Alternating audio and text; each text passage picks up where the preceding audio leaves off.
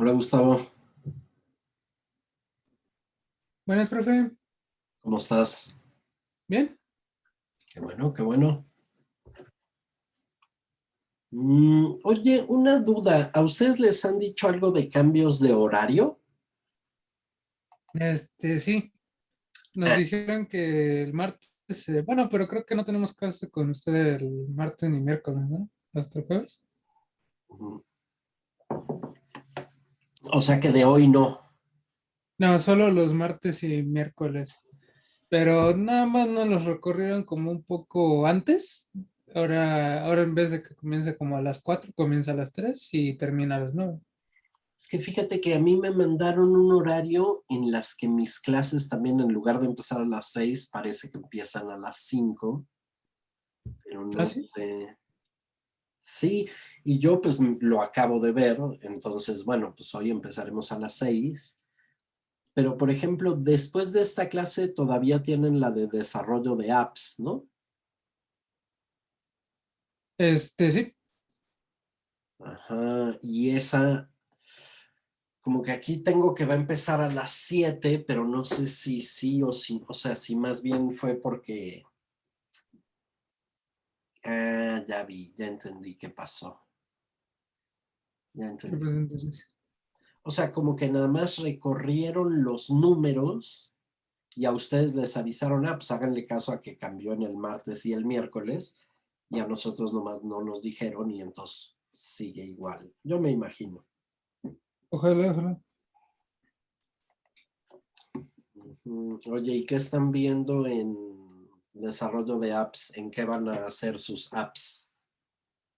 Las vamos a hacer en Unity, pero Ajá, ahorita estamos en el proceso de lo que es planear, digamos. ajá, Ahorita estamos haciendo como las pantallas del flujo de las pantallas, perdón, ajá. y ¿cómo se llama? Y como tratar de representar cómo íbamos a hacer el gameplay.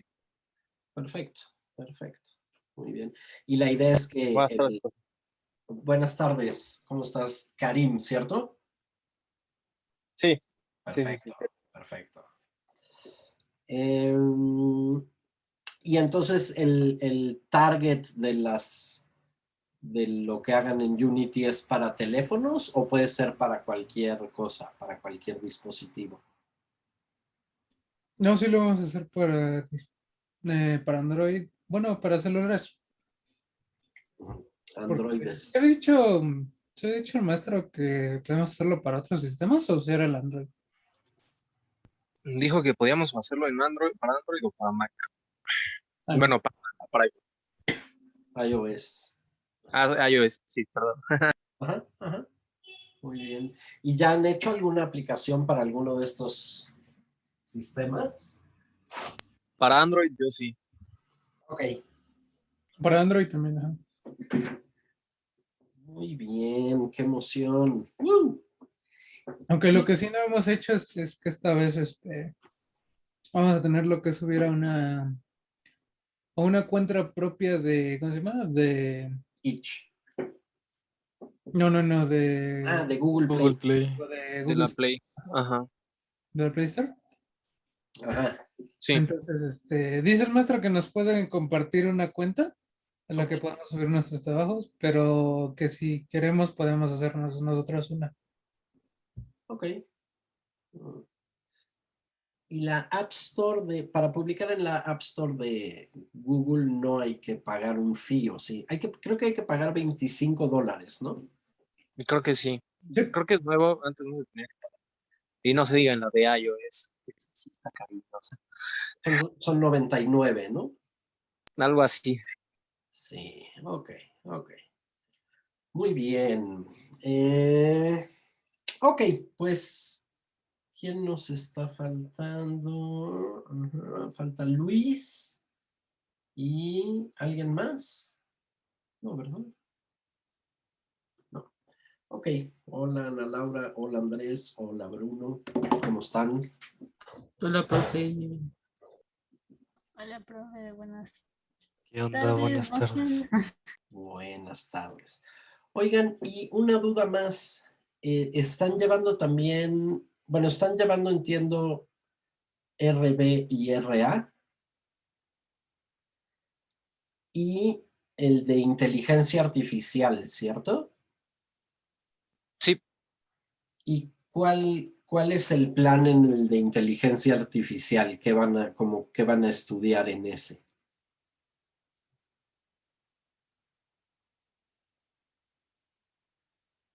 pues según yo, o sea, bueno, ahorita estamos como los robots y todo eso, Ajá. de que no, o sea, que no son tan eficientes como dicen en algunas cosas.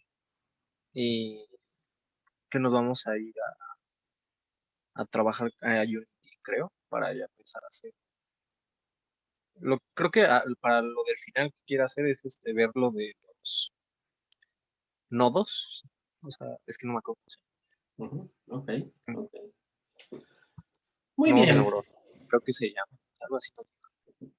Las neuronas, como neural networks. Ajá, Ajá, que esas son las tecnologías modernas, ¿no? Y Unity ahora tiene una librería que te permite entrenar modelos en otros lenguajes como Python, que es como donde se suele hacer, y luego usar esos modelos dentro del código en C#. Está bien, bien interesante esa parte. Muy bien. Entonces, lo que a nosotros nos convoca es la parte de la tecnología web. Y siempre insisto en esto de que al principio parece que son solo páginas de internet o aplicaciones de internet, pero en realidad las tecnologías web son eh, el tejido conectivo de las aplicaciones, en el sentido de que son todas las herramientas que hemos desarrollado para que las cosas se comuniquen. Y entonces, no importa qué aplicación estás haciendo o para qué dispositivo o para qué público, siempre es posible añadirle una capa donde se comunica con cosas. Por ejemplo, en el desarrollo de juegos en Unity, bueno, puedes tener leaderboards y entonces eso significa que tienes que comparar una cantidad de distintos usuarios. Entonces necesitas un lugar central donde llegue esa información para que puedas decir, pues si el récord de Juan es mayor que el de Pedro, pues ponlo más arriba en la lista. Pero eso quiere decir que de alguna manera las aplicaciones que usan los usuarios se tienen que poder comunicar a algún lugar. Y en este caso, por ejemplo, algún lugar como central. Alguien tiene que tener toda la información al mismo tiempo para poder hacer esa comparación. Eh, Otra posibilidad que también prácticamente a todos se le hace es que alguien pueda eh, tener una cuenta asociada a tu aplicación y entonces tiene credenciales y una vez que tiene credenciales, pues entonces puede acceder a una parte de tu aplicación que es exclusiva del que tiene esas credenciales y entonces puede cambiar el nombre de usuario o el avatar que usa o el no sé qué. Y usualmente el proceso por el cual haces estas autenticaciones y checas quién sí tiene credenciales para entrar y quién no, pues otra vez sueles mandar las credenciales a un lugar donde están guardados los permisos y cuando la información llega allí, pues la comparas con los permisos que tienes y dices, este usuario sí puede hacer tal o cual cosa. Y entonces otra vez esa parte de la comunicación y de quién hace qué, pues eso es parte de lo que hace la tecnología web. Entonces, estoy convencido de que ustedes le van a ir eh, agarrando cada vez más usos. Y, por ejemplo, ahora pensando en las aplicaciones que van a hacer, ya empieza a ser común que tengas cosas como configuración remota. Entonces, tú compilas tu APK que vas a subir al Google Play Store y tus usuarios ya lo bajaron, pero cuando prenden la aplicación le pregunta a alguien, oye, ¿soy la última versión de esta aplicación? Y si la respuesta es que no, se baja un patch Y entonces la aplicación misma va reaccionando a las respuestas que recibe de una comunicación. Y esto pasa prácticamente con todas nuestras aplicaciones y todo el tiempo se están actualizando y se están, sí, haciendo pequeños cambios y así. Y algunos los vemos porque nos pregunta, ¿quieres actualizar esto a la versión siguiente? Y le puedes poner que sí o que no. Pero algunos ni nos damos cuenta y están pasando todo el tiempo pequeños cambios. Por ejemplo, si usas la aplicación de Facebook para web, tú no lo ves, pero todo el tiempo están actualizando pequeñas cosas y optimizando pequeñas cosas. Y entonces todo el tiempo la aplicación está escuchando la comunicación que tiene con otras partes para reaccionar a ellas. Y no sé qué tan común es para ustedes, pero yo en algún momento como que comprabas un programa, tal vez en un CD-ROM o en un USB, y tenías ese programa y ya era acabado, ya era una cajita que hacía lo que hacía. El juego tenía cierta duración y se acababa. No existía esto de bájate las expansiones y los skins y la nueva temporada. No, eran muy contenidas. Y, por ejemplo, las aplicaciones chiquitas siguen siendo así como una calculadora. Pues tal vez no quieres que se comunique con el internet, pero cada vez más hace sentido incluso comercialmente que si vas a sacar un producto, ese producto tengas manera de seguirlo mejorando y seguir comunicándote con él todo el tiempo. Y ahí tal vez nunca ves una página de internet, pero estás usando esta tecnología y los protocolos detrás de estas comunicaciones en tus aplicaciones. Entonces, por ejemplo, tú puedes hacer peticiones web desde C Sharp y hay una librería para hacerlo y es una cosa estándar y se usa. Un ejemplo que tal vez hasta les puedo mostrar alguna imagen. Déjenme ver si tengo alguna imagen por aquí. Ajá, sí voy a tener. Déjenme ver.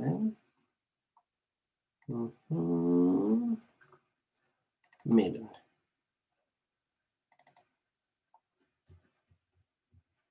Déjenme ver.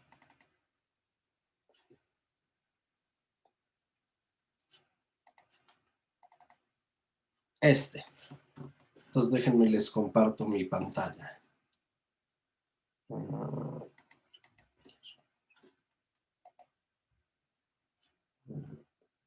Compartir pantalla.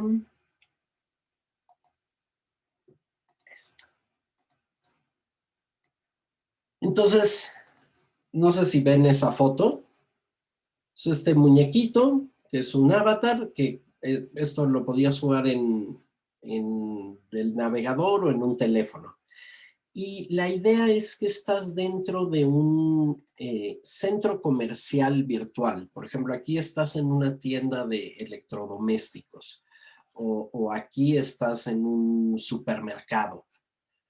Y tenía también una tienda de ropa. Déjenme les muestro, esta es la tienda de ropa.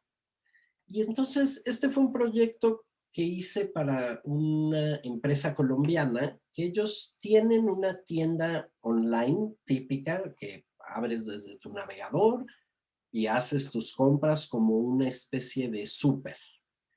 Y lo que querían, un poco en el contexto de la pandemia y no sé qué, era la posibilidad de que los usuarios interactuaran de una manera un poco más gamificada, como hecho un poquito juego, como con la sensación de volver a un centro comercial o lo que fuera.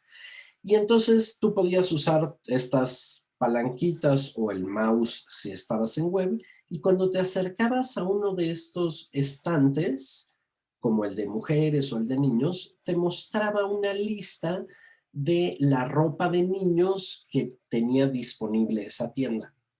y podías subirla a tu carrito y manejar tu carrito y comprar tus cosas. Y cuando terminabas la compra en este centro comercial, eso registraba la orden de compra real con tu, digamos, con tu número de cuenta y etcétera, y a los pocos días te llegaba el producto. Y entonces a mí me contrataron para hacer como la interacción del usuario, pero yo no tuve que construir el sistema de la base de datos de todas las ropas que tenían y los modelos y las marcas y el no sé qué, sino que, miren, les voy a mostrar como visto desde afuera el centro comercial. Toda esa información ya existía porque ya estaba en la tienda en línea. Ya había, no sé si se acuerdan en el dibujo que hice la vez pasada, ya había un servidor y una base de datos que sabían comunicarse entre ellos y yo solo tenía que hacer la parte como de preguntarle al servidor, oye, ¿qué productos tienes? O decirle al servidor, oye, quiero comprar estos productos. Y toda esa parte está hecha en Unity y no hay, digamos que no tuve que hacer una aplicación web exactamente porque no corre en el navegador, sino en una aplicación en el teléfono o digamos, en un compilado de Unity que después corre un navegador. Pero el lenguaje y la tecnología con la cual yo me comunicaba con su base de datos, aunque nunca antes habíamos trabajado juntos, era muy fácil de hacer porque estábamos hablando el lenguaje web.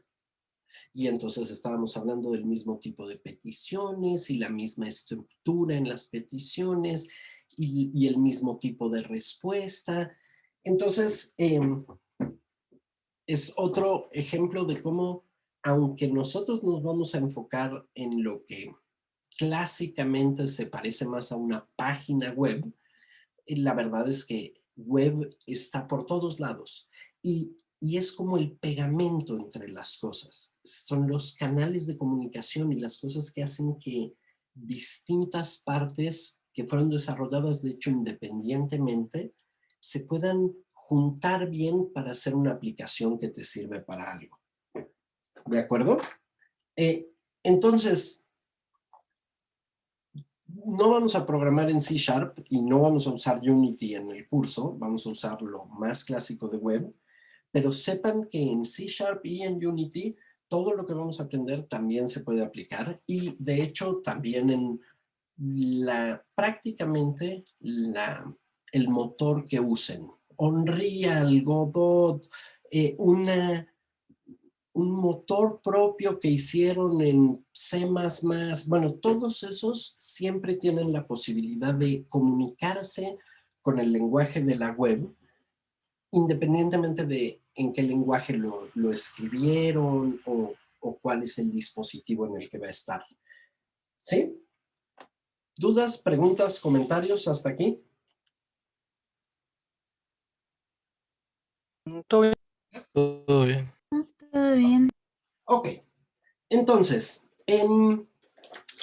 hoy vamos a hablar de la arquitectura clásica de una aplicación web y si nos da tiempo vamos a ver algunos ejemplitos concretos porque mi intención es que ya lo más pronto posible empecemos a hacer desarrollo.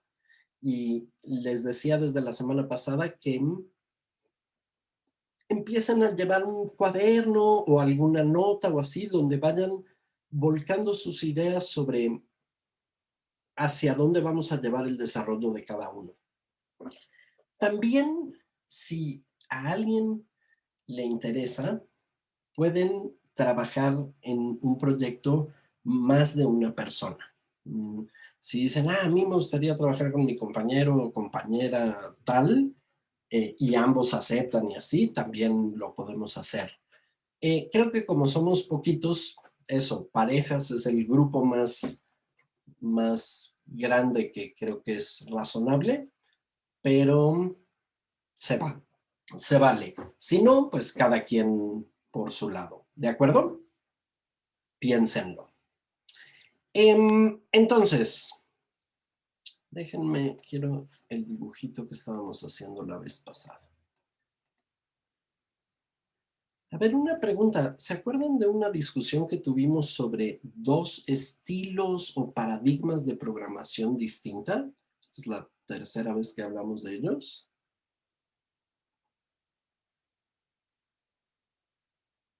Que les decía, en Unity con juegos usan más este estilo de programar y en web vamos a usar uno un poquito distinto. ¿Y Unity era enfocado a objetos? Perfectamente. Ajá. Programación enfocada a objetos y el de web no me acuerdo muy bien. Perfectamente. Entonces, uno es orientado a objetos y el otro, ¿alguien se acuerda? Creo que era funcional. Funcional, de acuerdo. Funciona.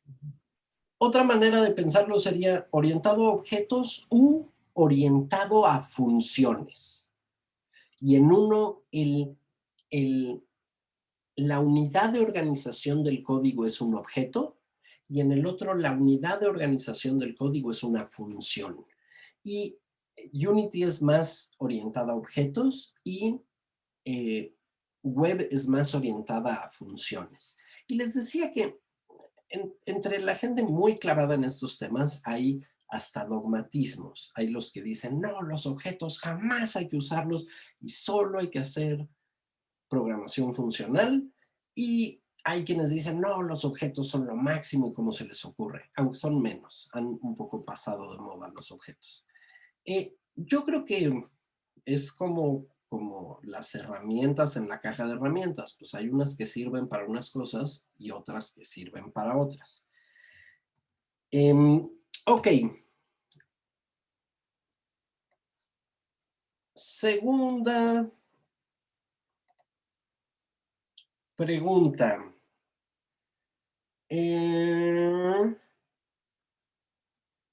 No sé por qué dibujé un corazón.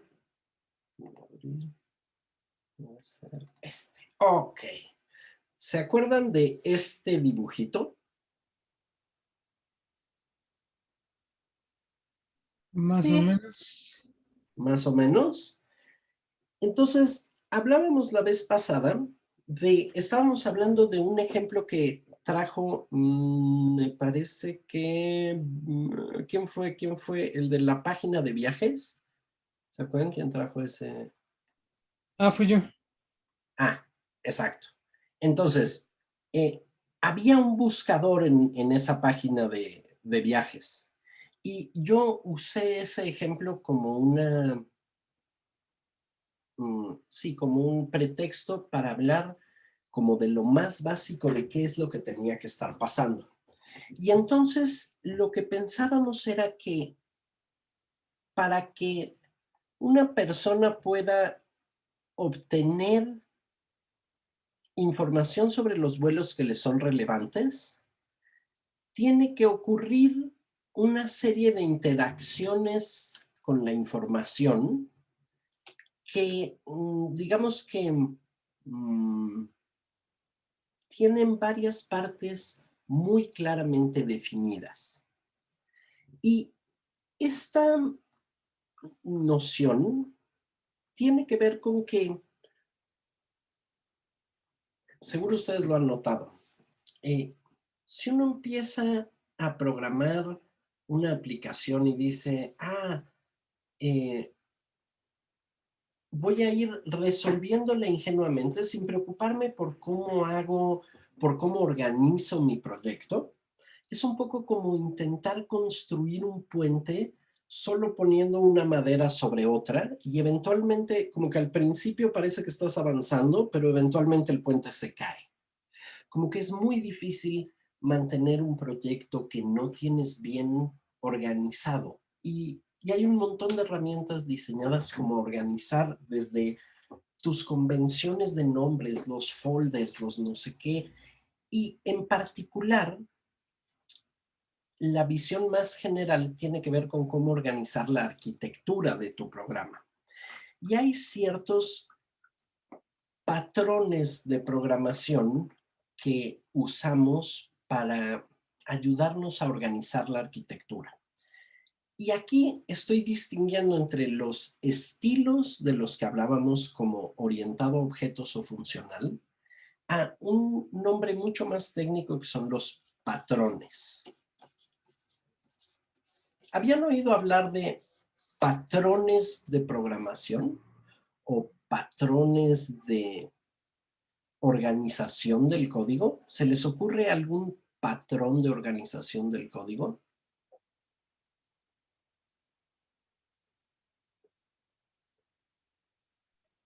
Pues se me ocurre más o menos como en Unity, que, o sea, se organiza como todo por nombrecitos y carpetas para organizar tu código de qué es de, o sea, no sé, tienes a una carpeta que es personaje y es los códigos del personaje, su modelo y todo.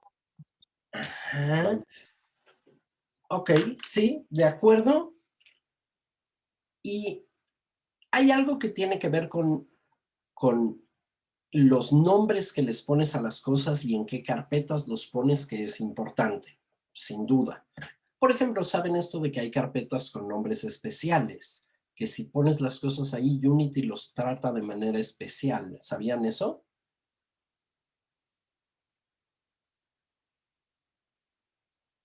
¿Se les No, yo sí. ocurre Yo alguna? sí creo que lo había oído en alguna parte para los huesos de algunos personajes. Creo que tienen un nombre específico para que Unity los interprete.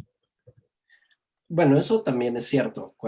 Si ustedes hacen la armadura, por ejemplo, en Maya o en Blender y lo exportan, digamos, lo importan a Unity, si siguen las convenciones de los nombres que usa Unity, los puede reconocer y entonces es más fácil ligarlos con el animator y con etcétera. Ajá, pero un folder que si le pones un nombre especial se comporte distinto a otros folders. ¿Tendrá que ver con los prefabs? Hay uno que tiene que ver con los prefabs, que es uno que se llama resources. Y resources está bueno porque puedes cargar cosas desde ahí con una función predefinida de Unity. Entonces ese es uno, resources. ¿Algún otro? Pues los que vienen por default, ¿no? Que es assets y packages. Assets, efectivamente. Bueno, claro, assets y packages sin duda son folders especiales. ¿Algún otro? Es que no sé si se lo han encontrado, pero por ejemplo, si pones un folder que se llama editor, ningún script que esté allá adentro se compila en el proyecto, solo corren en el editor. Y ese, cuando haces herramientas, es muy útil. Entonces, sí, eso sin duda. Y luego, por ejemplo, hay otra cosa que es como una estructura de folders, pero para el código, que son los espacios de nombres. ¿Habían escuchado hablar de los espacios de nombres? Namespaces. Estoy abriendo un script para que, o sea, que tú puedes decirle, por ejemplo, esta clase, esta es la que hice la vez pasada para ejemplificar y es un script vacío, no tiene nada, pero le puedes decir, esta clase pertenece al espacio de nombres, ¿veis? Y le pones un nombre, por ejemplo, Amerique. Y entonces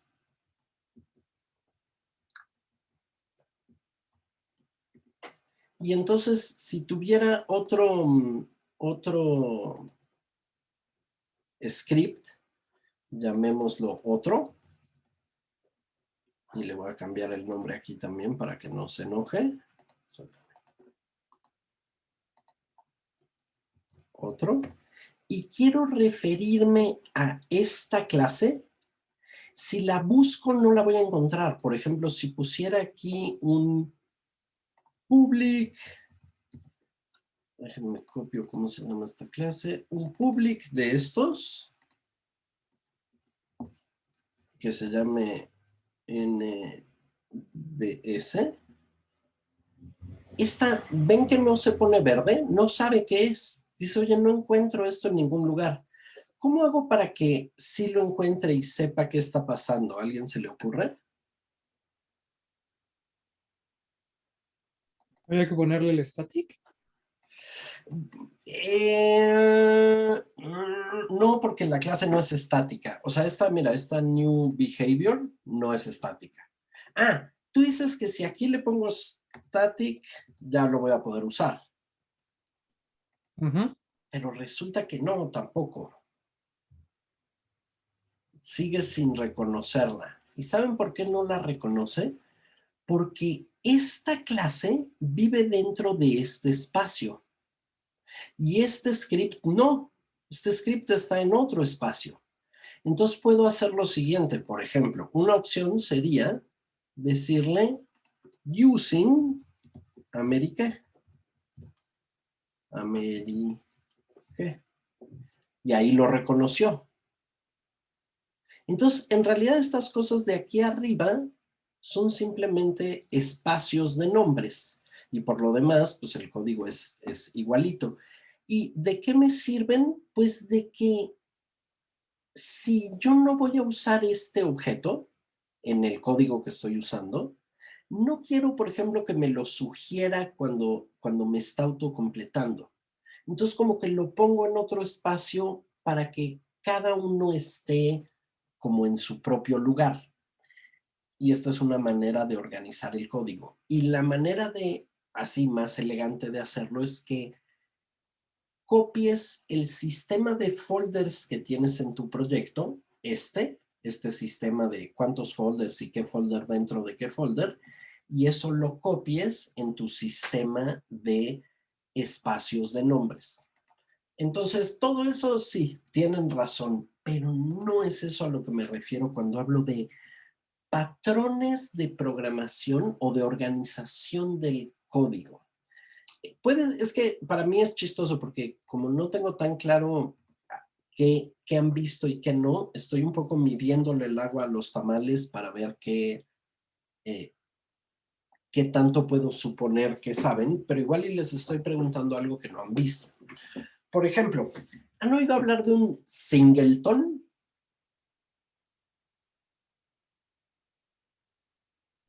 Pues lo Mm, estábamos viendo en la otra clase justo de desarrollo de web. En el Digo, desarrollo de aplicaciones, perdón. desarrollo de apps, ahí empezaron a hablar de un singleton.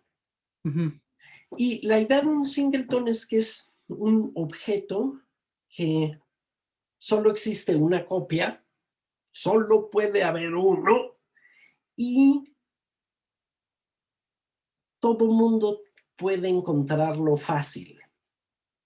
No es exactamente, pero eso es por lo que a uno se le antoja resolver las cosas con un singleton.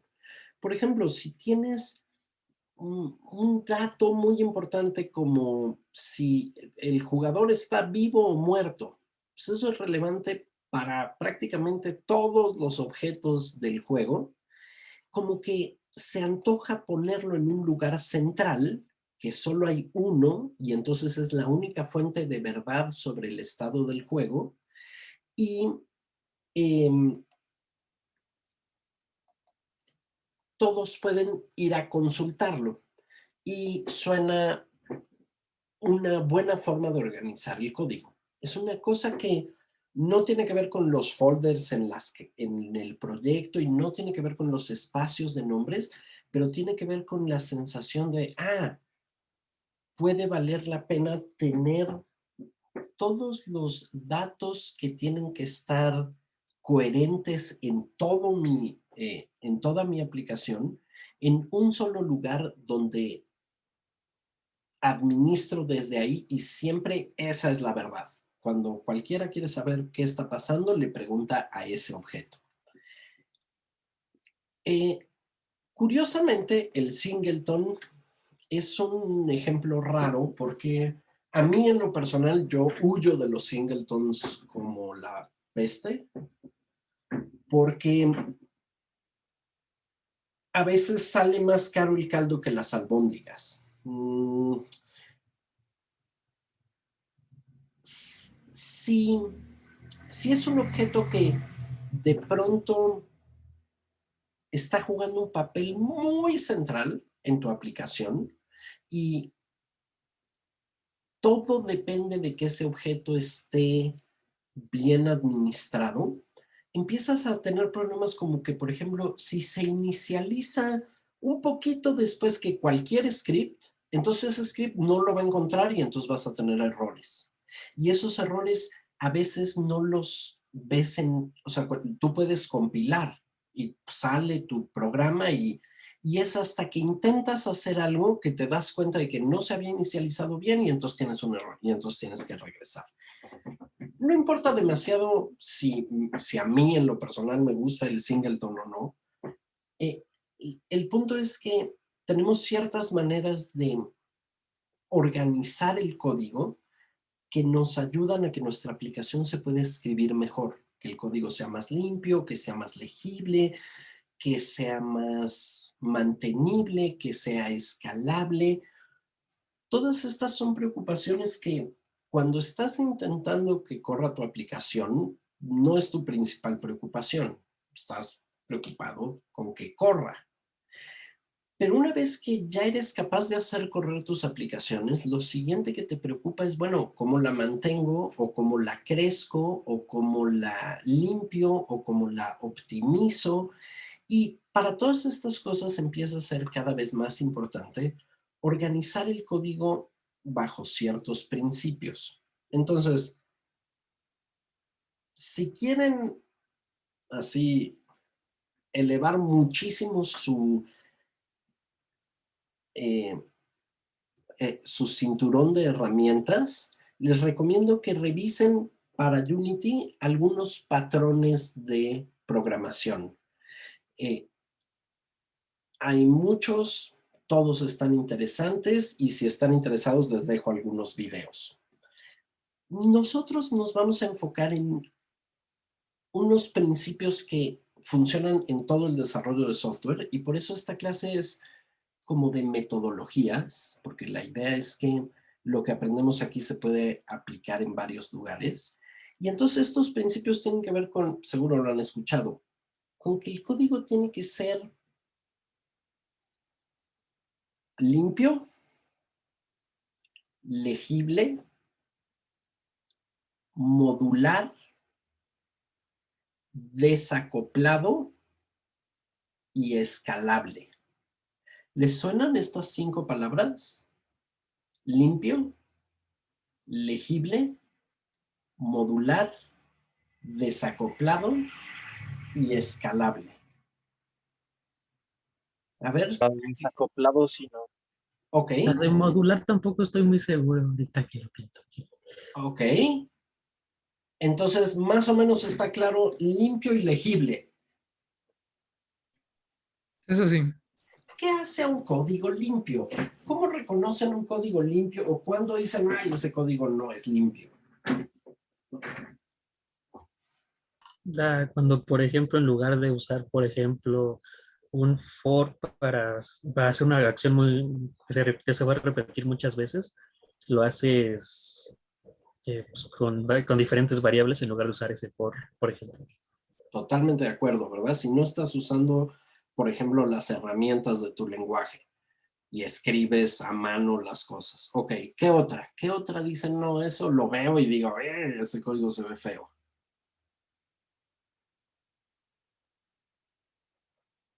Tal vez cuando tiene como cosas innecesarias, que digamos tienes una variable que nunca usas, pero por alguna razón la tienes ahí. Totalmente de acuerdo. Si tienes variables que no usas o métodos que no hacen nada, o totalmente de acuerdo. ¿Qué otra? Otro señal de código así raro que dicen,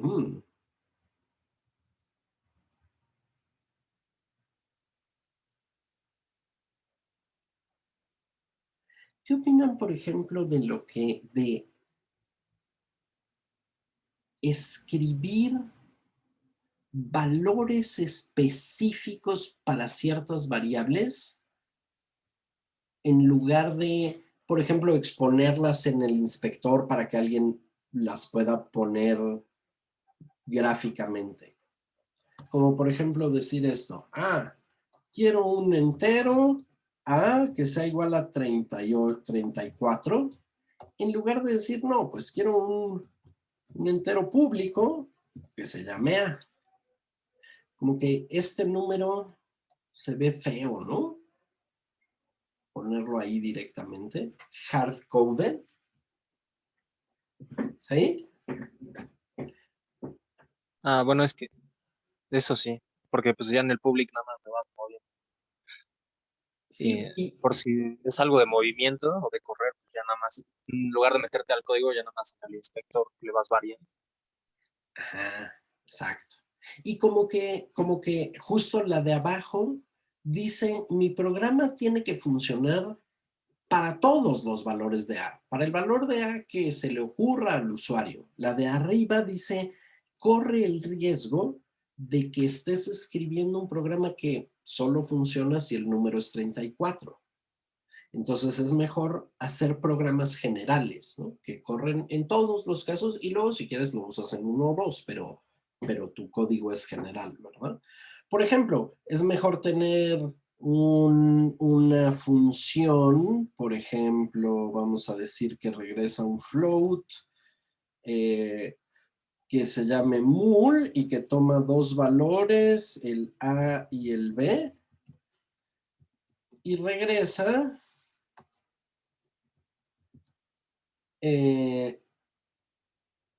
A por B, ¿sí? Esto, en lugar de tener, por ejemplo, esto, otra función, otro método, float multen, que tome 1 y regrese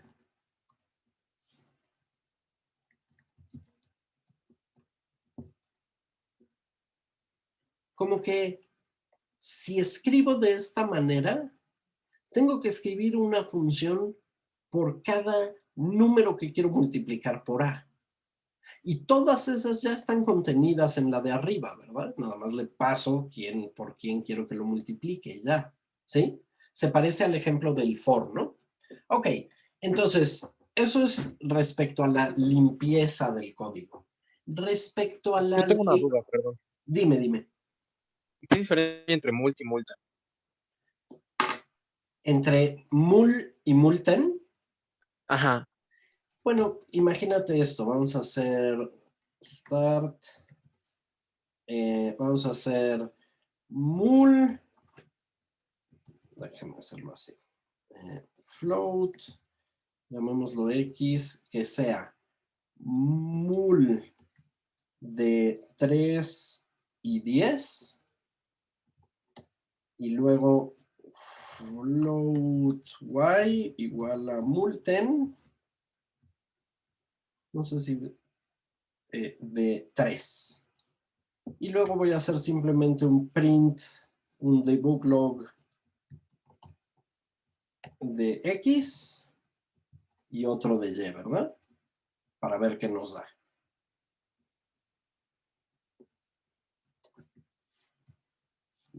Ok.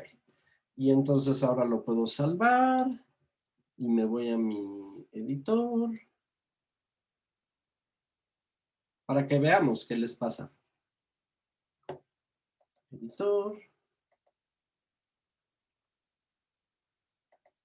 Ok. Y a este objeto ya tiene este, entonces le voy a dar play y vamos a ver qué sale en la consola. Consola. Ok.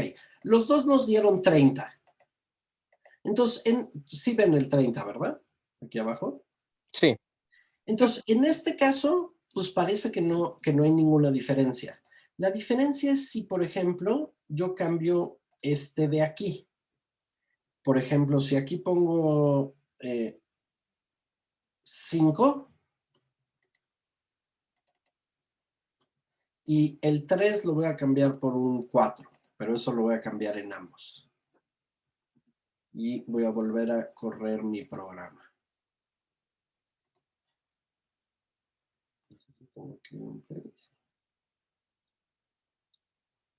Oh. Ahí está. Oh, lo borré. Ahí va.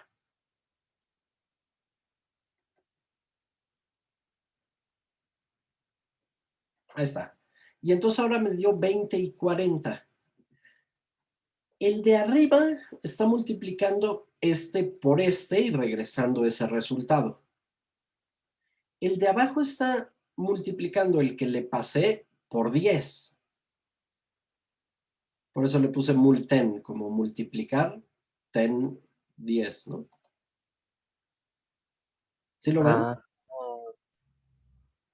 Entonces, como que yo puedo, si quiero multiplicar por 10, puedo seguir usando solo esta función y pasarle en el segundo argumento el 10. Pero esta misma me sirve para multiplicar por 10, por 20, por 85, por lo que sea. Y en cambio esta de abajo solo me sirve para multiplicar por 10. ¿Sí? Entonces, es mejor tener métodos que generalizan. Igualito que en el for, que no quieres escribir como si tienes un arreglo, escribir al primero haz de esto, y al segundo también, y al tercero también, y al cuarto, no, pues escribes un for y vámonos, ¿verdad? Entonces, por ejemplo, yo creo que aquí casi que yo fallé en mi legibilidad del código, porque ustedes deberían haberlo visto y solo de leerlo haber dicho, ya vi cuál es la diferencia entre uno y el otro, ¿sí? Entonces, ¿qué hace a un código legible?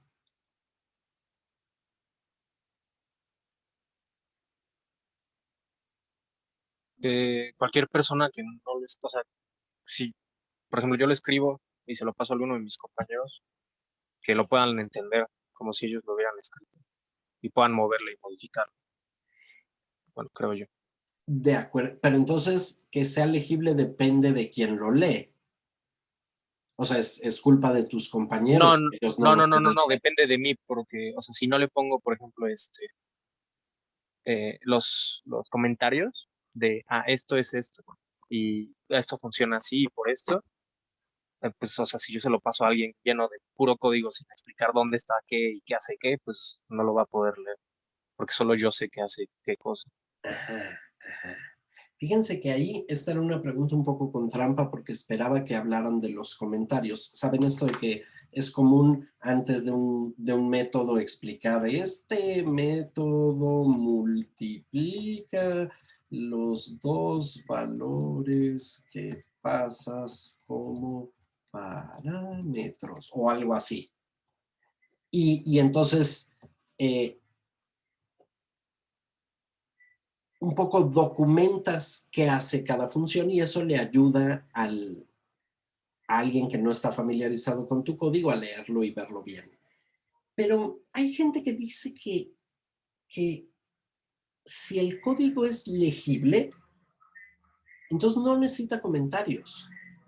El código debería ser su propia documentación porque tendría que estar escrito de manera que cuando lo ves dices, ya sé qué hace, no necesito que me digan arriba qué es lo que... Y entonces aquí parece ir en contra de otro principio, que es el principio de que no quieres duplicar código. El código duplicado es el primer indicador de que no estás escribiendo correctamente, porque los lenguajes de programación justo lo que están intentando es evitar que dupliques código. Y entonces de pronto si estás escribiendo tu código y luego escribiendo qué hace el código, pues entonces escribiste qué hace el código 2 veces. Entonces hay gente que dice, no hay que comentarlos, hay que escribir el código de manera que sea legible. Y aquí otra vez yo creo que el código puede estar escrito muy legiblemente, pero no necesariamente sabes por qué quieres ese código, en qué casos los vas a usar, o por qué a la persona que hizo ese método dijo, necesito este método. Entonces, a mí me gusta que los comentarios de los métodos no te digan qué hace el método. No, eso lo tienes que leer en el método. Que los comentarios de los métodos te digan por qué quieres ese método, por qué está ahí, por qué lo vas a usar, en qué casos te sirve. El siguiente método se usa cuando haces una petición de tal tipo. Ok. ¿Y qué hace? Pues ya leo el código. Entonces, hay controversias sobre estas cosas y yo les voy contando lo que a mí me ha ido funcionando, pero esto es como matar moscas. Cada quien tiene su estilo para hacerlo. Ok. Entonces, más o menos queda claro, tiene que ser legible y tiene que ser limpio. Modular. ¿Qué quiere decir modular? ¿Les suena?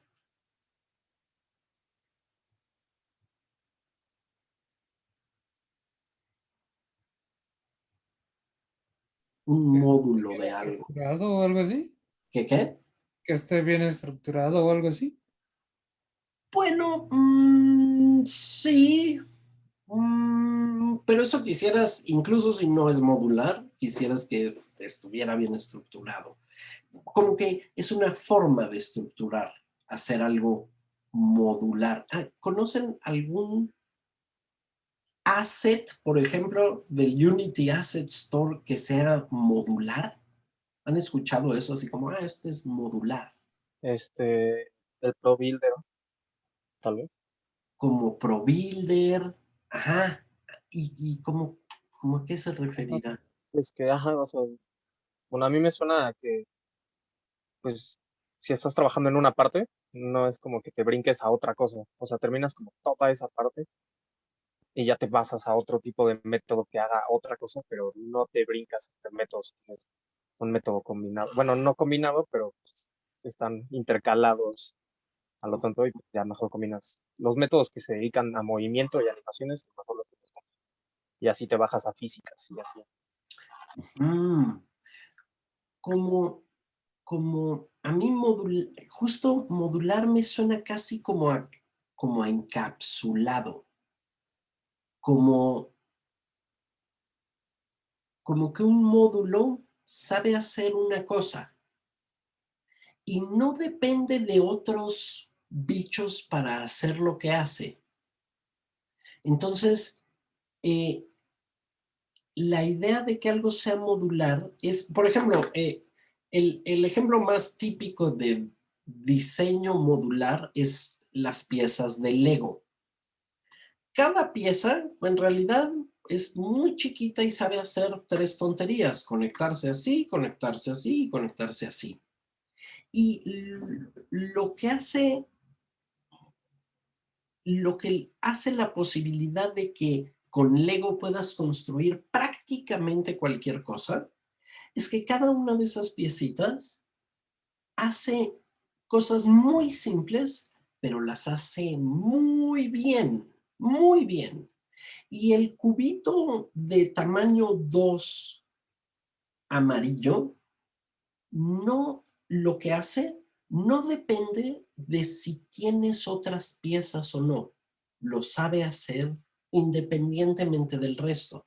Y lo que te permite es que si tú estás construyendo un barco pirata de este lado, ese mismo módulo, la pieza amarilla de tamaño 2, ahora la puedes desconectar de aquí y llevártela a un nuevo proyecto, el halcón milenario o qué sé yo, y sigue haciendo su función bien.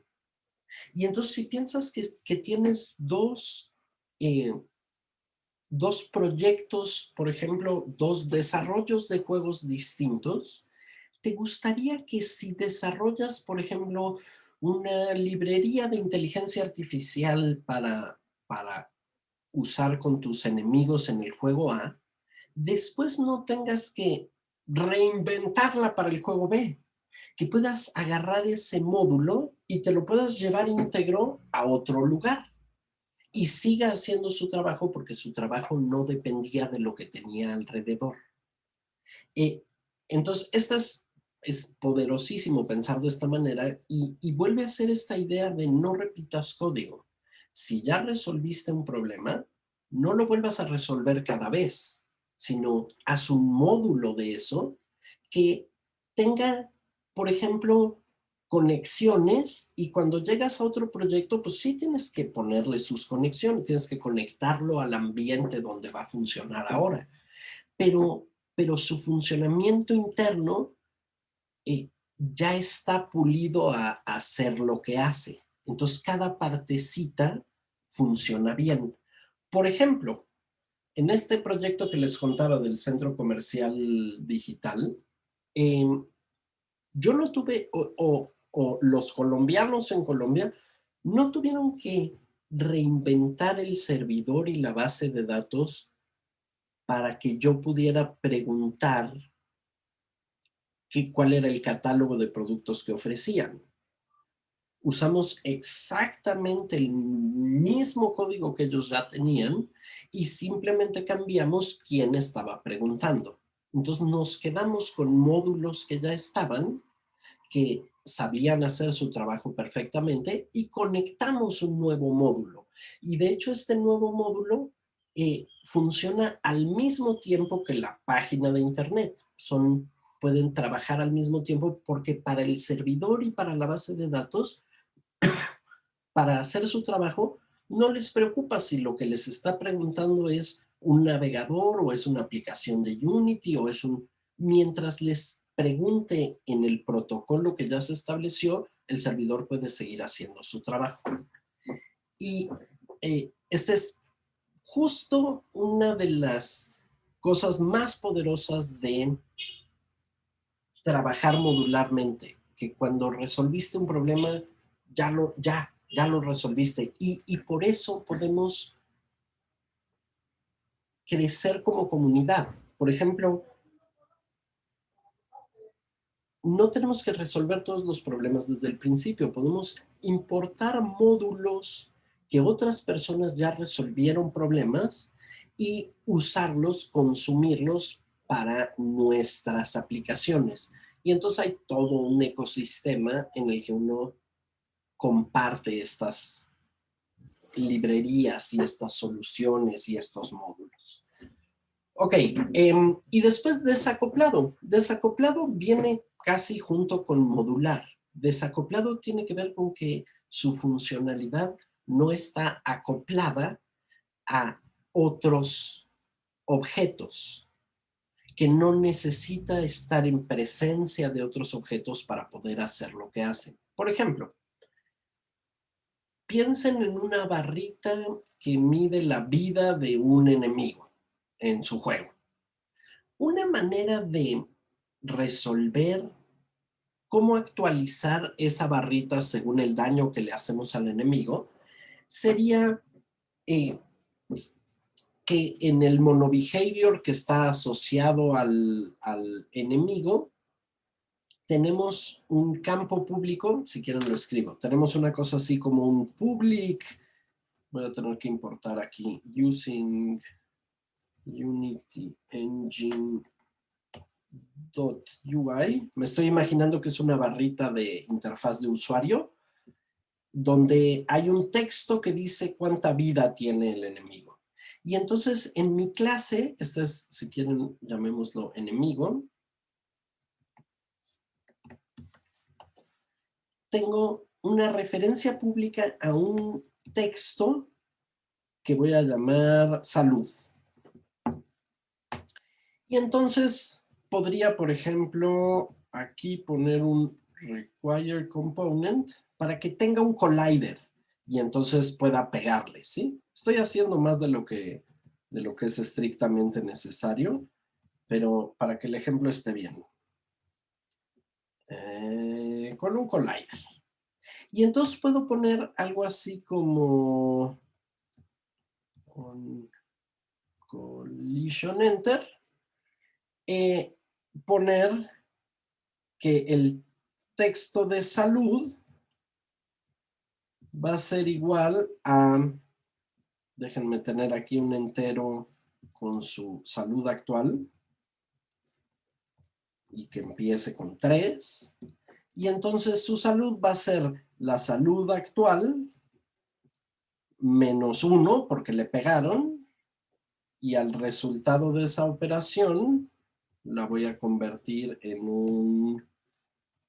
una cadena para poder pasársela al texto.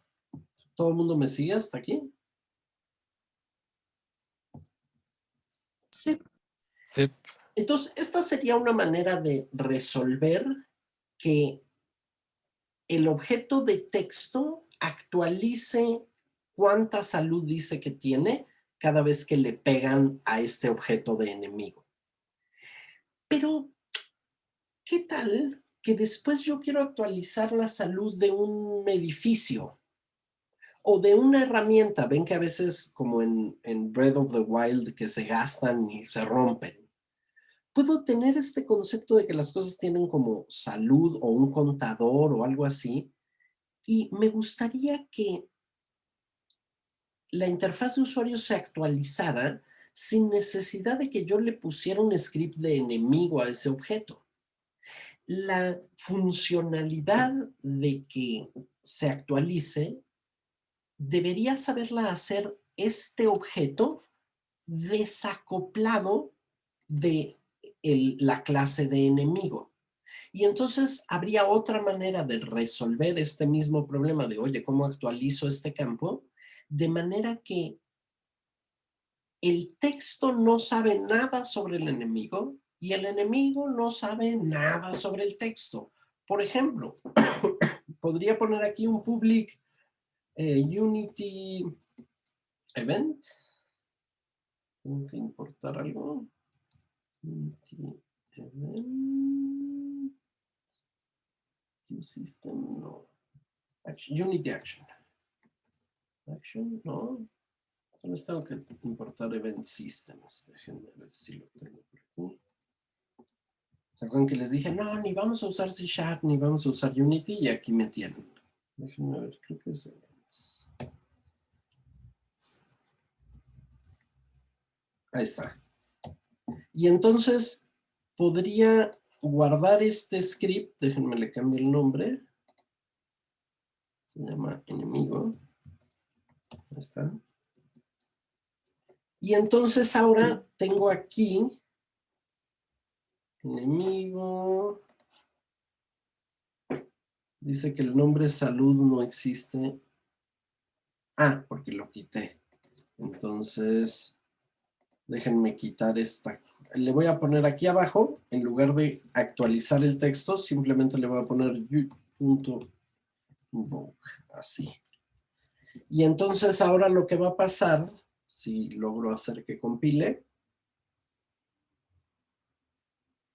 es que ahora tengo un evento y aquí podría, por ejemplo, tener mi texto. Déjenme poner el texto. Entonces podría aquí unir al texto y ponerle una función en la que le pase algún objeto, ¿sí? Y entonces el texto no sabe nada sobre el enemigo y el enemigo en el código no sabe nada sobre el texto. Y lo que el enemigo sabe hacer es emitir un evento cuando le pegan que dice ¡au! Y todos los que yo registre aquí para escuchar este evento lo van a escuchar, pero luego este texto yo lo podría conectar a cualquier otro sistema. Y en ese sentido los estoy desacoplando. La función que consigo es la misma, pero ahora el texto sabe hacer lo que a él le toca sin que sepa nada sobre el enemigo, y el enemigo sigue haciendo lo que le tocaba hacer sin saber nada del texto, y en ese sentido quedaron desacoplados. Y entonces los estoy modularizando. Ahora mi objeto de representación de la vida de los objetos funciona independientemente del código de si era un enemigo o era un objeto o era un edificio o era un no sé qué. ¿Sí? ¿Les sirve este ejemplo para ver esa separación? No. Sí, un poco. ¿Sí? Sí.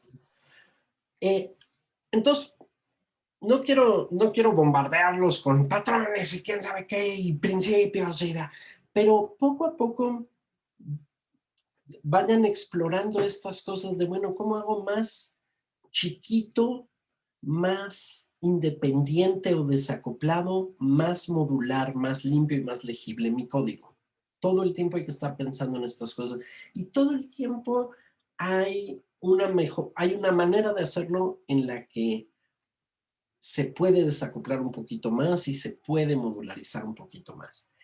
¿Qué toma? Bueno, toma un poco más de tiempo y toma un poco más de infraestructura. Tienes que pasar más tiempo pensando, híjole, ¿cómo lo acomodo para que cuando acabe esto me sirva más adelante o lo pueda seguir creciendo? O, por ejemplo, en, en un proyecto, no sé si mostrárselos, en algún proyecto tenía una clase como de 2.500 líneas de código. Y ese proyecto fracasó rotundamente porque solo encontrar en qué línea de código habías escrito la parte del método que estaba fallando ya era un dolor de cabeza, porque todo estaba enredado.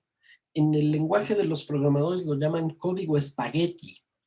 Las cosas así y unas llaman a otras y mientras tanto tienen efectos secundarios y casi es un milagro que corra el código.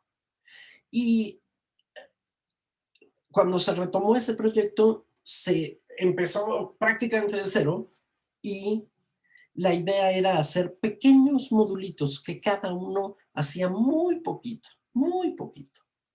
Y poquito a poquito irlos usando como piezas de Lego para ir armando la aplicación final. Y lo que tiene de ventaja eso es que como cada pedacito hace muy poco, cuando lo hace, es clarísimo que ya quedó bien, que sí está haciendo lo que debe hacer.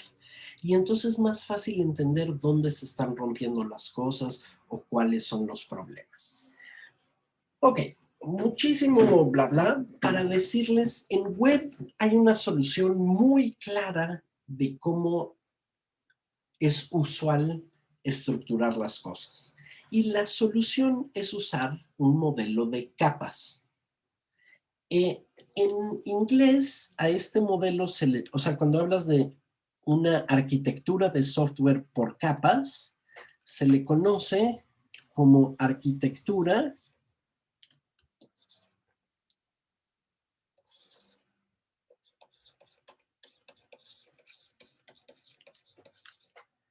en tier. Esta es la forma de buscarlo en inglés. Y en español es arquitectura o modelo por capas.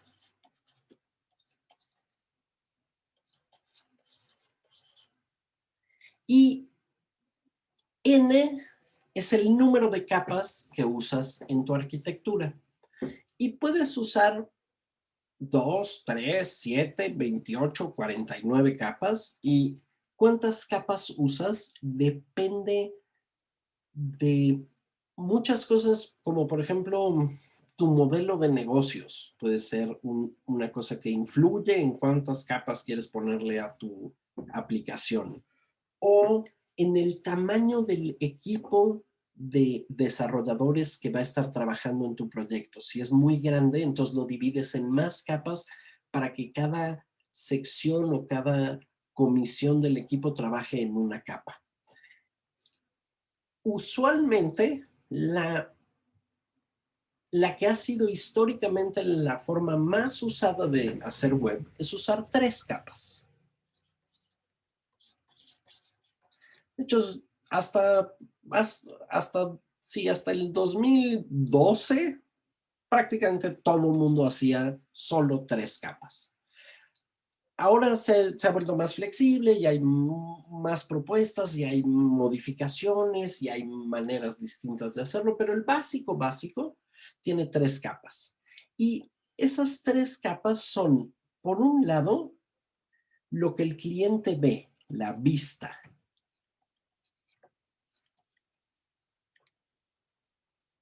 Por el otro lado está el modelo.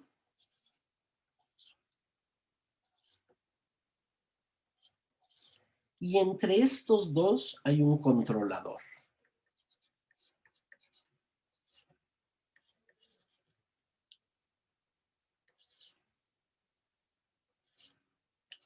Entonces, usualmente a esta forma de organizar el software se la conoce como el modelo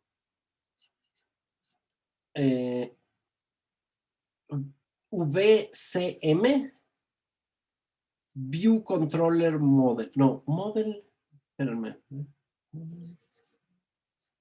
Model View Controller, MVC. Como soy un poco disléxico, MVC, Model View Controller Model. Y entonces la idea es que vamos a dividir nuestro código en 3 cosas distintas. Y es muy importante que cada una no puede hacer trabajo de la otra. No se vale que el controlador haga trabajo de la vista, no se vale que el controlador haga trabajo del modelo, es decir, cada uno tiene que hacer su propio trabajo. Y en medio vamos a tener maneras de comunicarnos entre ellos que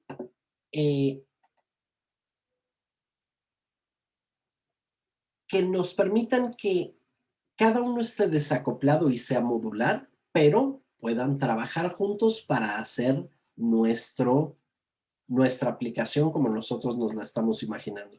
MVC, este es el nombre, ya lo busqué, este es el nombre bueno. Entonces, fíjense, intuitivamente uno puede mapear esta división del código pensando, ok, la vista es lo que ocurre en la computadora del cliente.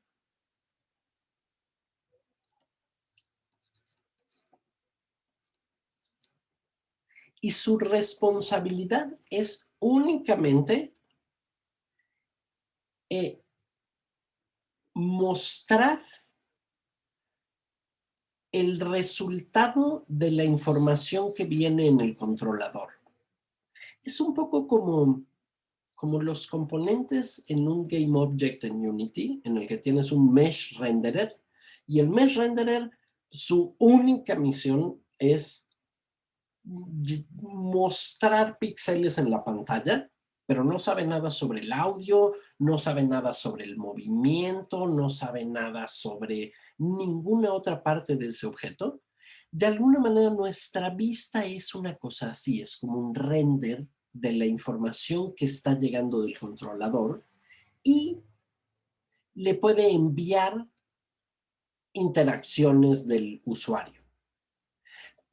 Pero la vista, por ejemplo, no sabe nada sobre cómo son los datos. Por modelo, en general, vamos a pensar en datos. ¿Alguien sabe quién es Dante Merlin? Rich. Vamos a... ¿Lo dejamos entrar o no? Vamos a ver. Como vea. Vamos a ver, seguro viene a contarnos algo. Hola, Rich. Hola, hola, ¿cómo estamos? Muy bien, ¿y tú? Bien, gracias, ¿cómo van?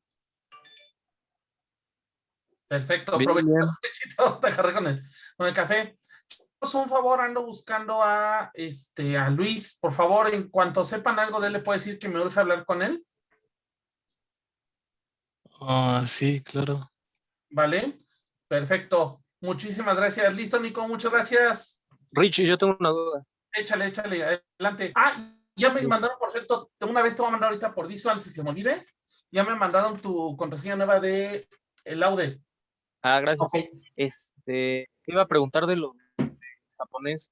Había sabido que iba a haber horarios para el Ok, a ver, viernes, pero ya no vi que, bueno, en el que ¿en subiste qué ya nivel no vi. estabas de japonés, mi estimado? Pues acabamos de entrar. Acabaron de entrar. Ok, o sea, estás en el 1. Ok, tengo ahí un problema porque se les empalman las clases de japonés. O sea, podrías tomarla. Espérame tantito, déjame. Me Es agarro, que estoy en curva. Déjame abrir la hoja. Espérame. Ajá, aquí está. A ver. Aquí está. Tengo espacio. Tú tienes clases ahorita los jueves, que es el día que es la clase. Espérame tantito. 6. De 6 a 10. Mira, te podría meter de 4 a 6 y a las 6 te sales luego. Eso sí puedo hacerlo contigo. ¿Te late la idea? Porque sí tengo espacio en japonés. Nada más para avisarle al coordinador de idiomas que va a estar entrando. Eh, Y acuérdate Va. que el resto de la hora se queda grabado, entonces cualquier cosa, pues no hay bronca. va. ¿Ah? Ok, entonces...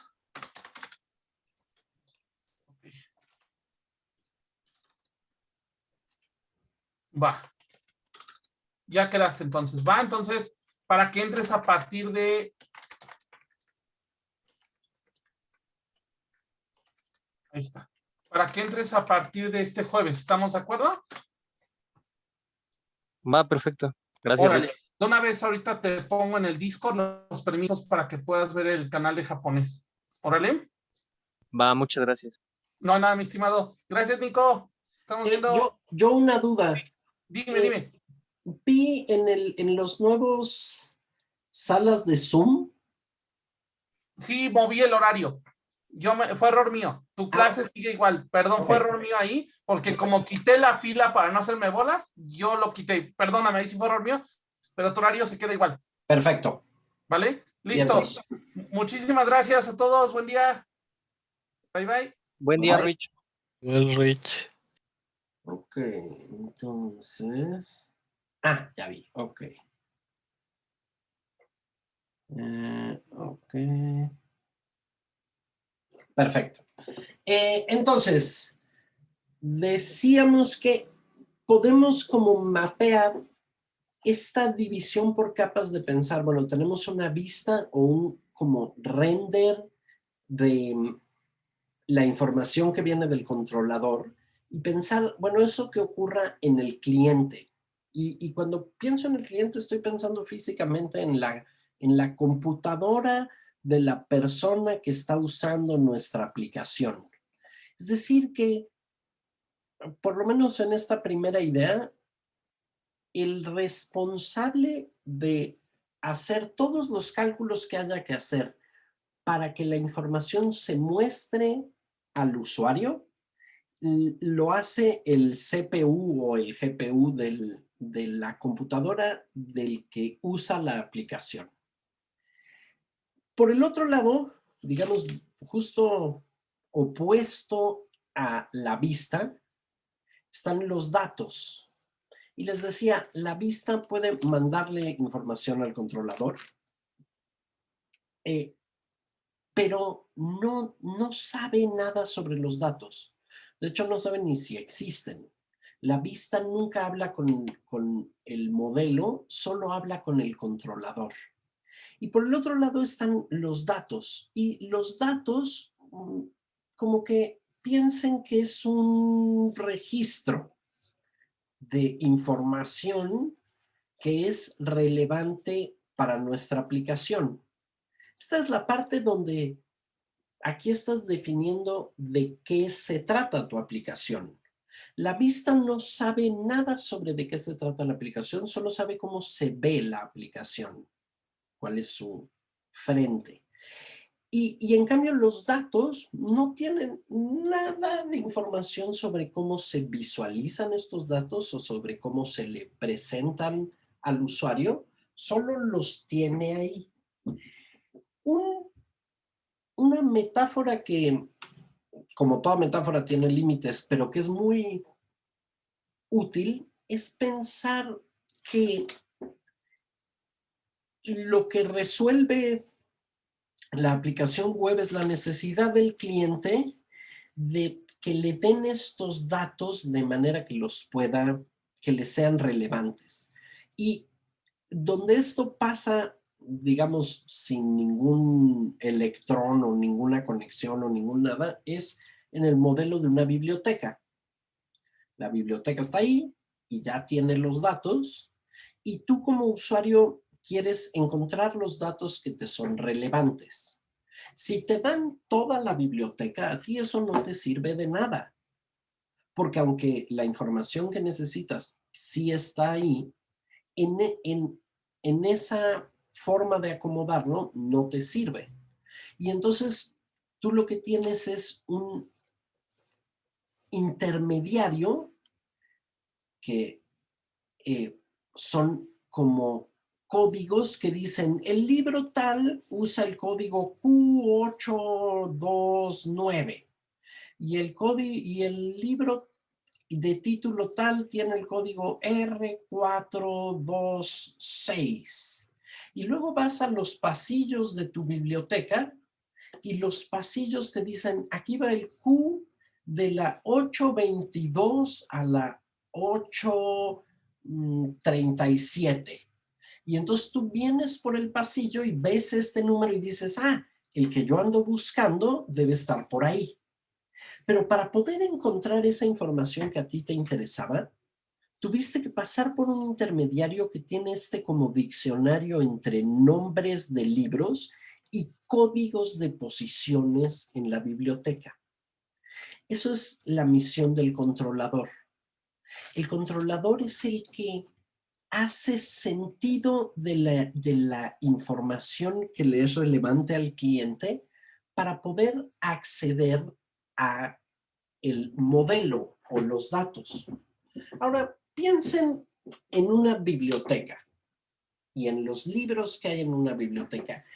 ¿Qué operaciones es común hacer con los libros de una biblioteca?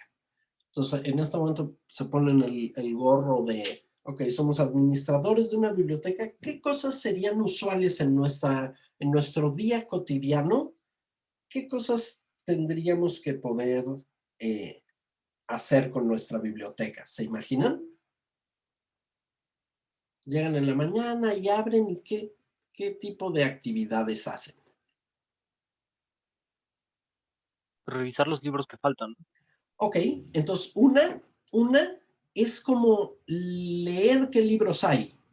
O sea, van hacia atrás y están leyendo el registro de libros, ¿sí? Y ahí, por ejemplo, una es ver si falta alguno o si... Imagínense que descubren que hay un libro que ya no está. ¿Qué pueden hacer para resolver ese problema? Buscar quién lo rentó. Bueno, quién lo pidió prestado. Esa es una opción, ¿verdad? Ir a los récords aquí y ver quién lo pidió. Totalmente de acuerdo. Pero imagínense que nadie lo pidió. No tienes ningún récord de que alguien lo pidió y ese libro no está. ¿Cómo resuelves ese problema?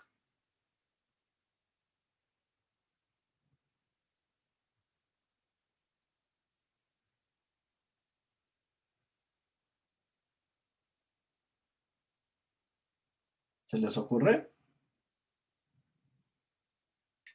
No, la verdad yo sí no. Pides una nueva copia, ¿no? Traes libros nuevos. De hecho, eso probablemente es parte de lo que regularmente hace tu biblioteca. Traer nuevos registros, ¿sí? Como crear registros. Y cuando creas registros, de hecho, tienes aquí libros y además tienes que tal vez actualizar tu diccionario de quién es quién. ¿Qué otra se les ocurre que un bibliotecario hará comúnmente?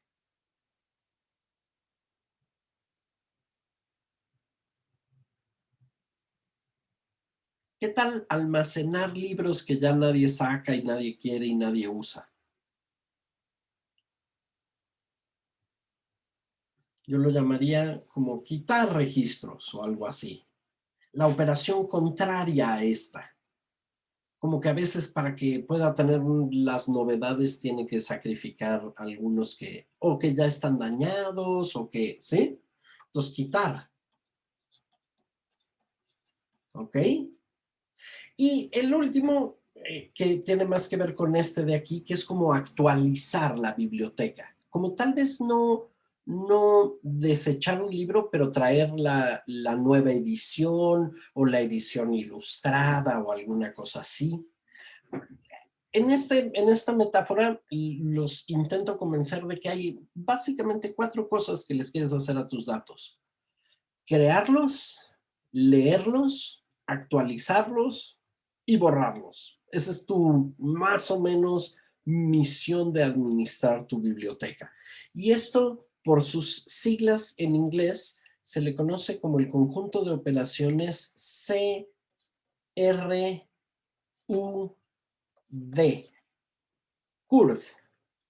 Crear, leer, que en inglés es read, actualizar, que en inglés es update, y borrar, que en inglés es delete. Entonces, en general,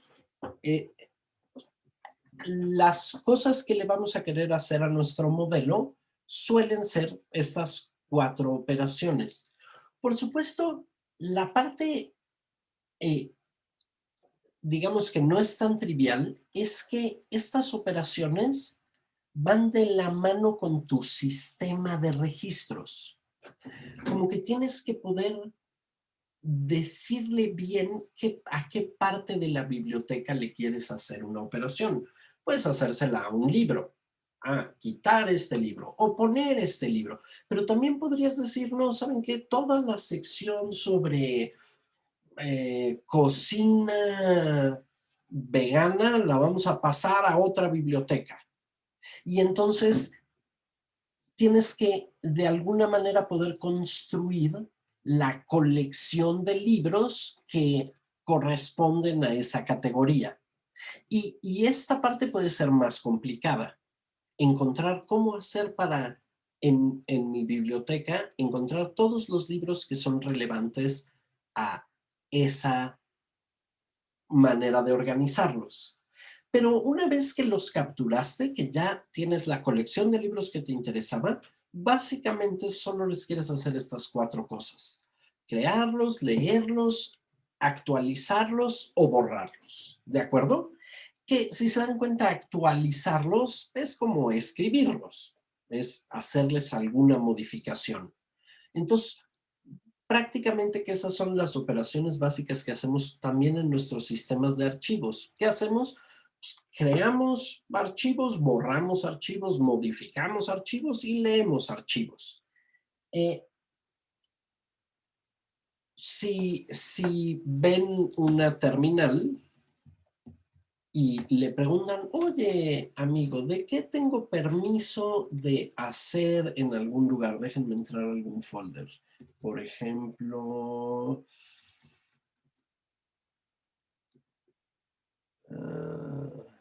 este. Y le digo, oye, amigo, ¿qué permisos tengo de hacer distintas cosas? No sé si habían visto antes Bash, pero aquí me dice, mira, el dueño de este archivo tiene permiso de leer y escribir. El siguiente tiene solo de leer y solo de leer.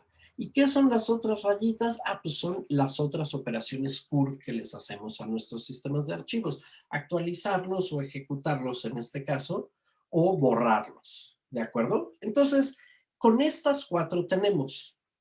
Y digamos, prácticamente todas las aplicaciones completas van a tener estas 3 capas en las que vamos a tener la parte que vemos, y por eso muy comúnmente a esta parte de aquí se le llama el front end. La parte de enfrente de la aplicación. Y la parte que está de este lado se llama el back end. La parte de atrás de una aplicación. Y en el backend está la parte del servidor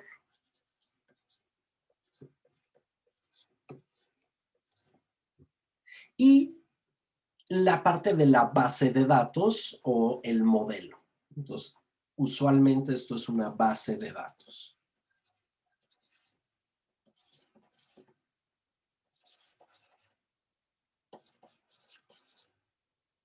No necesariamente, tú puedes guardar tu modelo en unos archivos en el servidor. Aquí podrías tener unos archivitos con un sistema de nombres y tú te inventas tu manera de buscar en ellos y no sé qué.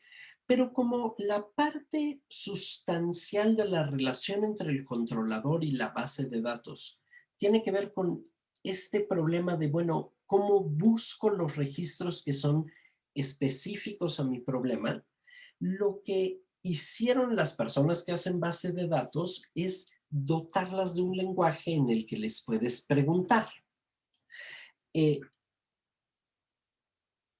Las bases de datos más usuales se llaman SQL, que viene de Standard Query Language. Query quiere decir pregunta. Entonces, una base de datos es un registro de información que ya tiene una manera en la que le puedes preguntar. Y es un lenguaje. Y es un lenguaje para hacer preguntas. No es tanto para programar. No es if, else, if, force. No. Es más bien como, dame todas las columnas que cumplan esto y cumplan esto otro, pero no cumplan esto, y eso únelo con las que... ¿Sí? Es una manera de preguntar cosas. Un query language. No es el único, hay muchísimos, pero este es el básico. Y de hecho, es tan básico que dividimos a las bases de datos en dos tipos. Las que son del tipo SQL, Standard Query Language, y las que no son de ese tipo. Y las que no son de ese tipo hay muchísimas y cada una entre ellas son distintas y así. Pero la primera gran división es, bueno, ¿estás usando de las típicas o de las que no son tan típicas? Y las típicas, las SQL, se parecen muchísimo a una tabla de Excel. Han usado Excel, ¿verdad? Sí. Sí. O Google Sheets o estas cosas, en las que tienen columnas y renglones y pueden tener varias tablas, y de hecho una tabla puede, una entrada, ser una referencia a otra tabla. Y entonces de esa manera pueden administrar la información de su empresa o de su juego o de lo que sea que estén haciendo una aplicación. Entonces, cuando pensemos en bases de datos estándar, piensen en colecciones de tablas que tienen renglones y columnas que pueden relacionarse unas, o sea, una sabe que la otra existe. Por ejemplo, pueden tener, imagínense que están haciendo una aplicación para una disquera y entonces tienen pues la colección de artistas, la colección de discos y la colección de canciones. Y podrían tenerlo como listas, pero luego pueden construir la tabla de, bueno, estas canciones son de este artista, estos discos son de este artista, o estas canciones están en este disco. Entonces pueden combinar estas informaciones. Entonces, la base de datos es la colección de sus tablas, de renglones y columnas, más un lenguaje que nos permite preguntarle cosas a la base de datos para encontrar los registros que nos interesan. Y luego a esos registros les vamos a poder aplicar estas 4 operaciones. Vamos a poder hacer nuevos registros, borrar registros anteriores, leer registros y actualizar o escribir registros.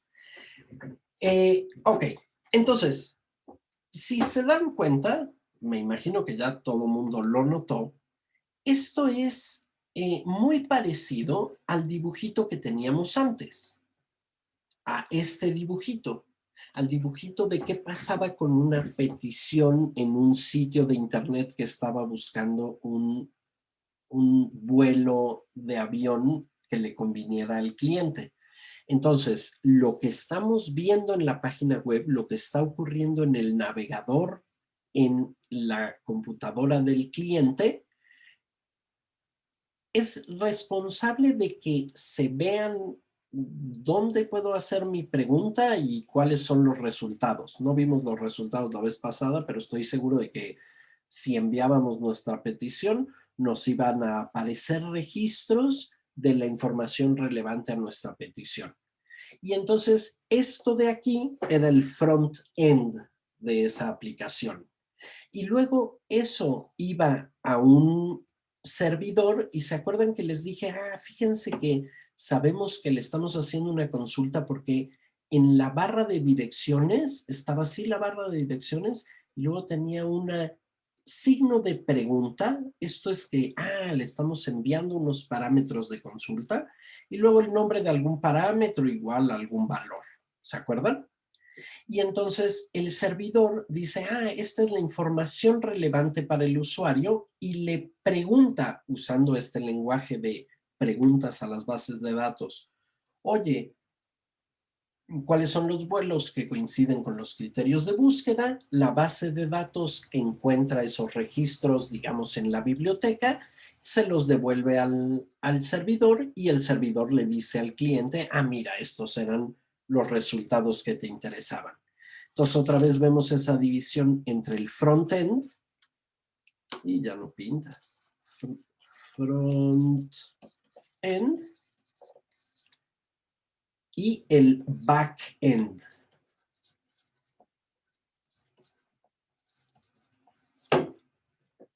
Entonces, ¿cuál es la arquitectura típica de una aplicación web? Está dividida en dos partes, el front-end y el back-end. En el front-end está la vista y en el back-end está el servidor, que es quien va a controlar la relación, y la base de datos que contiene el modelo. Y entonces, en ese sentido, decimos que las aplicaciones web son una arquitectura en tier o modelo de capas, de 3 capas, vista, controlador y modelo. La vista es el cliente o frontend, el servidor es el controlador y la base de datos es la que guarda el modelo. ¿Sí? ¿Les queda clara esta arquitectura muy general?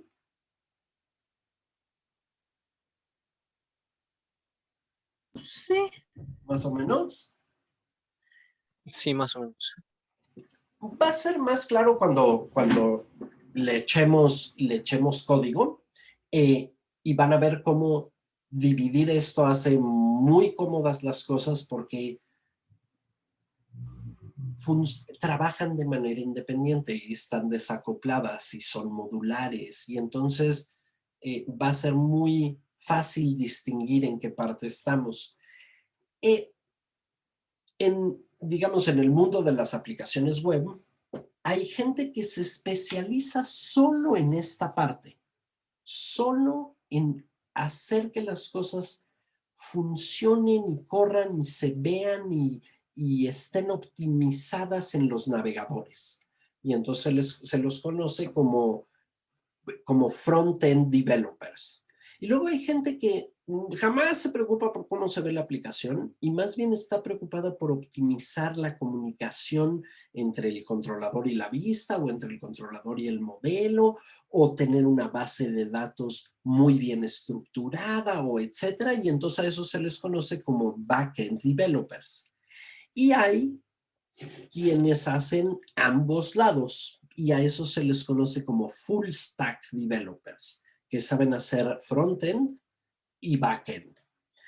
Nosotros vamos a hacer ambas. Vamos a aprender un poquito de front-end y vamos a aprender un poquito de back-end, de manera que vamos a pasar por el ciclo completo de la aplicación web, pero siempre les advierto que cada parte es un mundo y podrían, si quisieran especializarse solo en una partecita de todo esto.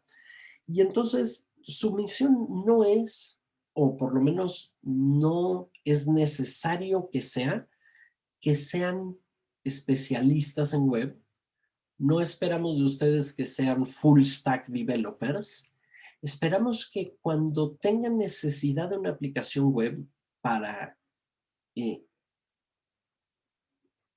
comunicarse con sus desarrollos como desarrolladores de videojuegos, puedan hablar con un full stack developer y le puedan decir, mira, en mi modelo tengo estos registros y estas tablas y voy a tener esta arquitectura en el servidor, que entiendan este panorama general para que se puedan comunicar con la tecnología web, que tarde o temprano, y mejor temprano que tarde, va a estar presente en su trabajo como desarrolladores. Entonces, el chiste es que tengan este lenguaje común en el que si su socio de negocios les dice, oye, vamos a hacer una contratación, ¿qué contratamos? ¿Un front-end o un back-end?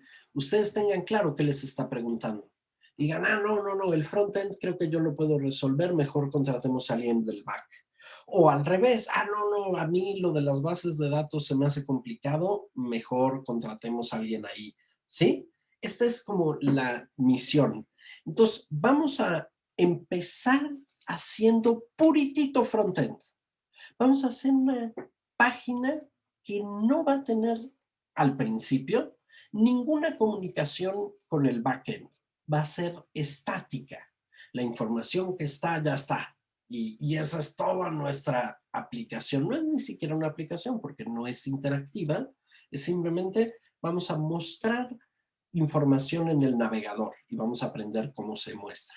Y luego vamos a ponernos un servidor con el que nos vamos a comunicar para que la información que estemos mostrando vaya cambiando según lo que queramos que haga el servidor. Y finalmente le vamos a poner una mini base de datos simplemente como un pretexto para que vean cómo funciona esa capa y terminemos con una aplicación que sea full stack. ¿Quiere decir que ustedes van a ser full stack engineers? Bueno, si les gusta y siguen investigándolo, por supuesto. Pero si no, más bien quiere decir que van a estar perfectamente capacitados para que cuando necesiten desarrollar full stack sepan con quién deben hablar y cómo deben hablar y cuáles son las limitaciones y las ventajas de esta tecnología. ¿Sí? ¿Dudas, preguntas, comentarios hasta aquí?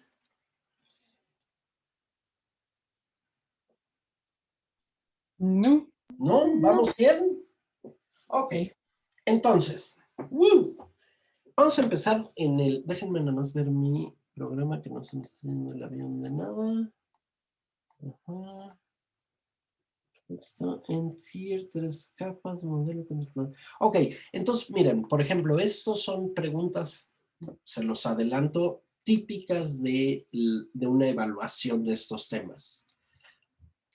¿Y qué relación hay entre el modelo, entre la arquitectura de modelo, vista y controlador con el frontend y el backend?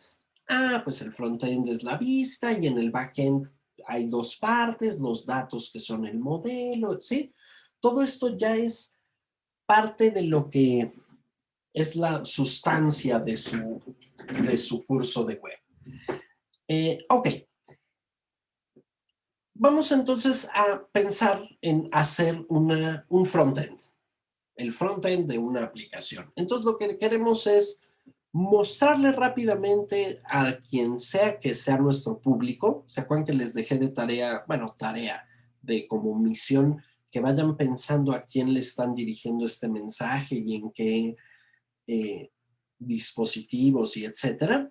Nuestra misión es poner en manos de ese consumidor o cliente lo más rápido que podamos algo que nos pueda decir, si vas por buen camino o no vas por buen camino.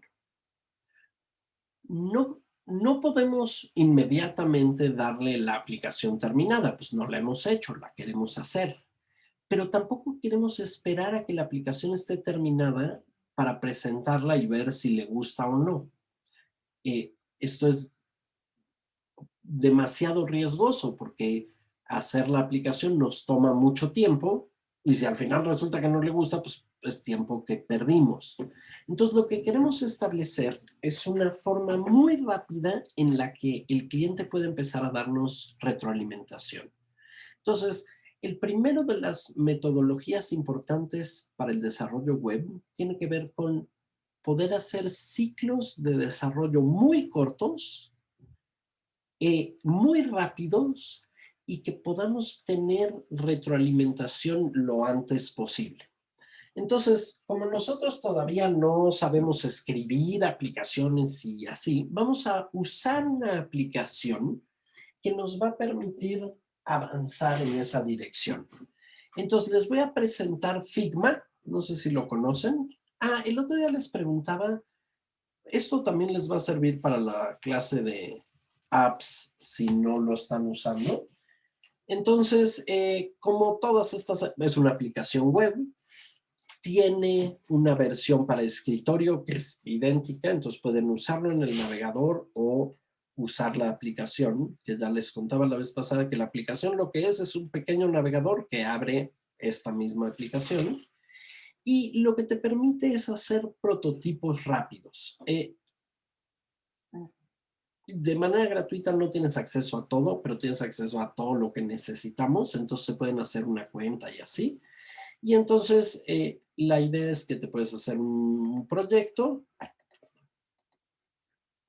Por ejemplo, aquí. Entonces me hago uno nuevo.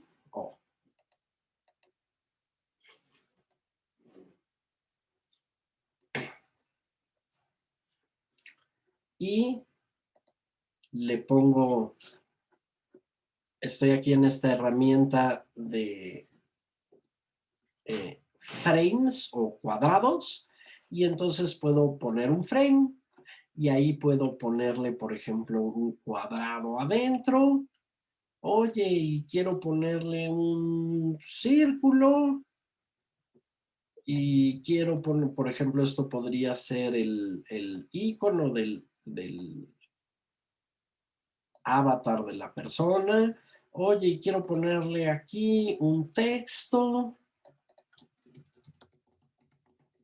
Y luego quiero, etcétera. Esta herramienta nos va a permitir hacer prototipos muy rápidos y además con bastante funcionalidad antes de escoger cosas como la tipografía o el color o la identidad o la paleta. Es para poder iterar sobre un montón de ideas muy rápido. Entonces, la próxima sesión nos vamos a dedicar a explorar algunas de las posibilidades que tiene esta herramienta, pero me gustaría que para cuando lleguemos a ella el jueves, todos ya tengan una cuenta de Figma y si tienen un ratito, pues que le empiecen a menear un poco, a ver, que se familiaricen un poquito con la interfaz.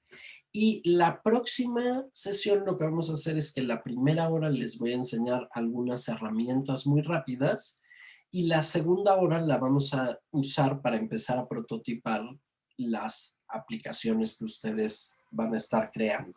¿De acuerdo? De acuerdo. De acuerdo. ¿Dudas, preguntas, comentarios? ¿No? ¿No? No. ¿Vamos bien? Oigan, ¿se van a Parece que acordar sí. la Todo próxima bien. vez de esto de los modelos de capas y de qué capa es qué y de qué pasa dónde? ¿Se hacen notitas y así? Sí. Ok, Yo sí. ok. Acuérdense que al Al final fin. del mes hay una evaluación de estas cosas. Entonces, váyanse haciendo notas y si les quedan dudas o lo que sea, también pónganlas para que la próxima vez las discutamos. ¿De acuerdo?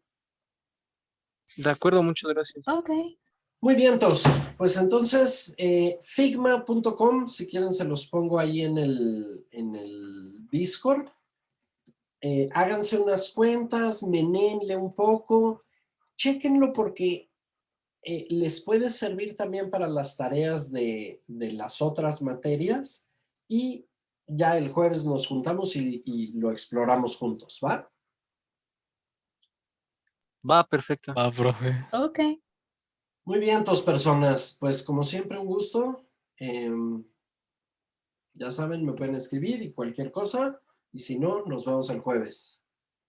Muchas gracias, que tengan un excelente día. Igualmente, que se descansen. Todavía tienen otra clase, o sea que todavía no se descansen.